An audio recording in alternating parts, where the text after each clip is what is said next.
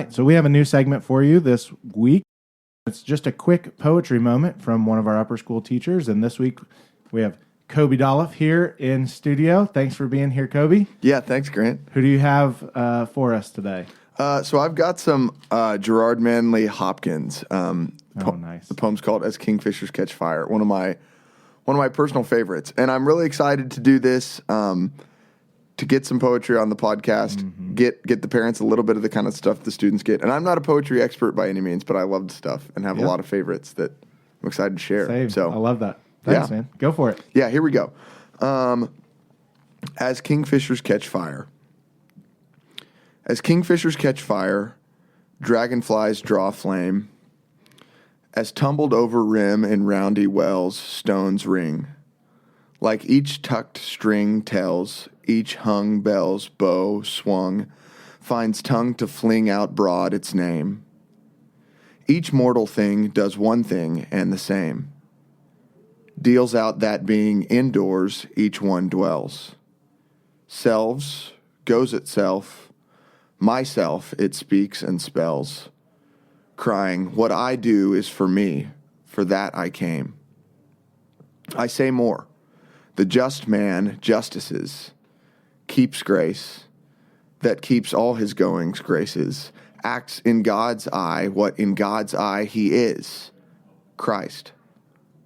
For Christ plays in 10,000 places, lovely in limbs and lovely in eyes not his, to the Father through the features of men's faces.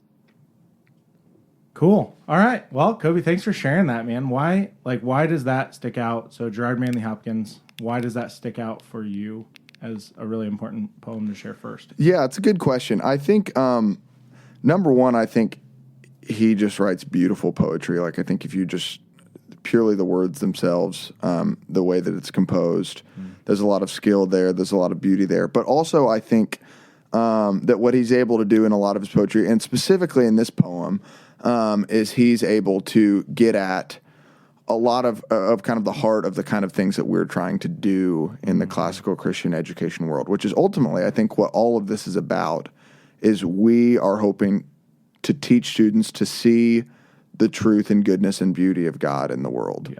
Because God has revealed himself in the world. He's revealed himself, Romans 1 says, in the things that have been made.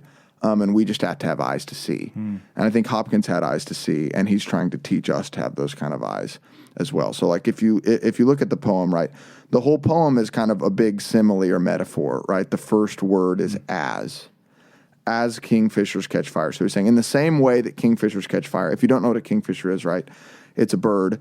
He's saying in the same way as the sun glints off of the kingfisher, in the same way as it reflects off of dragonflies, in the same way as a stone tumbles down a well and you hear the sound echoing, in the same way as a bell is rung and you hear the sound echo and echo and echo throughout the city, right? He makes all of these analogies in a row, but they're all the same, right? As this one thing, as this thing, as this thing. As all of these things make their sound or reflect their light or whatever, he says, in that way, each mortal thing does one thing and the same. And so then the inherent question is like, what does it do? What's the thing? Yeah. What's it do? He says, it deals out that being indoors each one dwells. And so I think there's two things going on there, right? He says in the next line, selves goes itself, myself it speaks and spells, crying, what I do is for me, for that I came. So he's saying that the thing is doing what it was made to do, right? It's being itself. We believe that each thing on earth is created for a purpose, right? Man's chief end is to glorify God and to enjoy him forever, right? We're not just atoms that are in a void that are going to burn up someday. We're actually made for something, right? As each created thing is. And so he's saying each created thing is doing what it was made to do. But more than that, I think there's double meaning there, right? Deals out being that indoors each one dwells, right? That's God, right? It's God that's giving life to each of these things. He's the one who's revealing himself in the dragonfly and the kingfisher and he's the one who's being seen in all of creation. And so then he says, I say more, right? He's going further. The just man justices, right? Even more than creation, humankind is where God's image is most clearly revealed, right? The just man justices, keeps grace, that all his goings graces, right? The man who acts justly, who does what he's made to do is mankind. Micah 6:8, right? To do justly, love mercy, and walk humbly. The man who does what he was made to do, Hopkins says, acts in God's eye what in God's eye he is, Christ. Right? And so our righteousness, our goodness, any glimpse of goodness that we see in each other is actually God shining through us, I think is what Hopkins is saying. It's Christ shining through. And then I love the line, famous line, maybe his most famous line, for Christ plays in 10,000 places, lovely in limbs and lovely in eyes not his, to the Father through the features of men's faces. And so the word play there, right, it's not just like goofing around. It's like if you, in Hamlet, there's a group of characters that come in to perform a play. They're the players, right? That verb is used to actually act in a play. And so Christ acts in 10,000 places, right? And so he's actually revealing himself in the world in all of these different ways. And so it reminds me of one of my favorite hymns, right? This is my Father's world. We sing this at CSW. I sing it a lot, yeah. Yeah. This is my Father's world. He shines in all that's fair.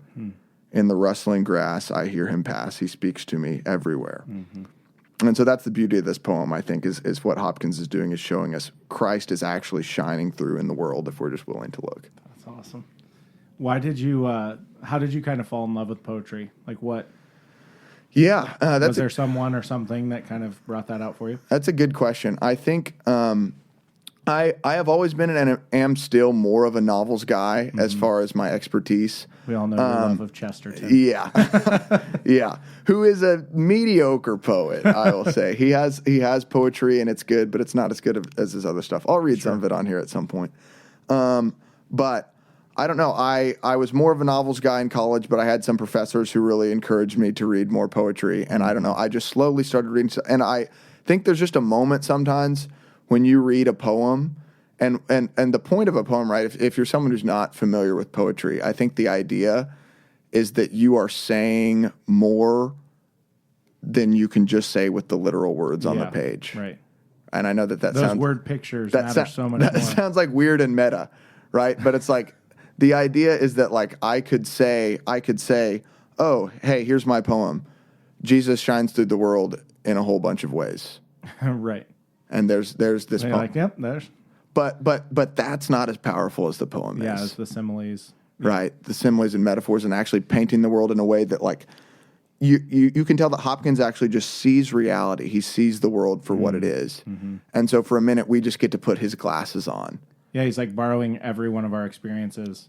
Yes. You may never have seen Kingfishers catch fire, but yes, you've seen a rock rolling down, or yes. Yeah, totally. Exactly. One of his I don't remember if it's called Dappled Things or On Dappled Things, is one of my favorite poems of all time. It's good. I was introduced to that by the Oklahoma Poet Laureate, or former Poet Laureate, who's a professor at OBU now that some of our former students have had. But definitely did not fall in love with poetry in high school for me. Yeah. That was more of a thing that came about as I was an adult, and just seeing that, like the value of the word picture, the value of simile and metaphor, and trying to draw those things out, the beauty of things, even like Psalm 1, like that the tree is planted by a stream of water. Yeah. I have a particular tree and a particular stream that I'm like, yeah, that tree is so strong. And I think Hopkins does that in a lot of the same ways. Do you have a collection of Hopkins that you would suggest for anyone, or so anywhere in Hopkins? Really, basically, he doesn't have that many poems out there that are published. So if you just Google like a collected Hopkins, it's all good. And it'll be like less than 100 pages probably. I'm pretty sure on All Poetry that they have him reading some of his poems. Wow. I think it's allpoetry.com. Okay, I haven't heard it. That sounds awesome. I'm pretty sure. Now I'm like fretting that that's not actually true. Maybe it's just a really cool guy that says the undappled things. It's a dangerous game looking up stuff like that, because there's like one recording of Chesterton out there, and his voice just like isn't that cool. Oh, really? Compared to what I'd expect. Yeah, you like. I like found it one time. Of course, this is like me like confessing my absolute nerddom, But like I was looking up different Chester and stuff, and I was like, oh my gosh, like they have him reading this essay, like that's going to be awesome. And then I listened to it, I was like, I'm never listening to that again. It's like it's like don't meet your heroes kind of thing. Yeah, exactly. I need him to be bigger than he was. Okay. Most likely, definitely not, as he was 1844 to 1889. I'm guessing, and it was Poetry Foundation. So I'm guessing. I'm just like, all right, who was it that read that poem? Because they did. It's just somebody with a cool voice. Yeah, probably better. It is probably better. Cool. Well, thanks, Coby, for touching. It's called Pied Beauty. It's not on Dappled Things. Yes, that's a good one. That's a really good one. And it's definitely not said by him. So, anywho. Okay, well, thanks for checking in with us. Yeah, absolutely. I'm not sure what we're calling this yet, but now as we're doing it, I'm like, this is its own thing. I like it. So I'll see you next time then, in that case. Yep, sounds good. All right.